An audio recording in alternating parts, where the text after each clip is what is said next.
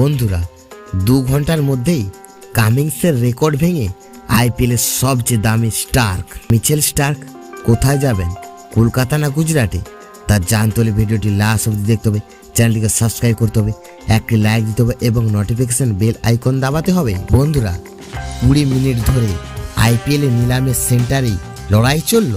কখনো মনে হয়েছিল স্টার্ক যাচ্ছেন কলকাতায়, কখনো গুজরাটে।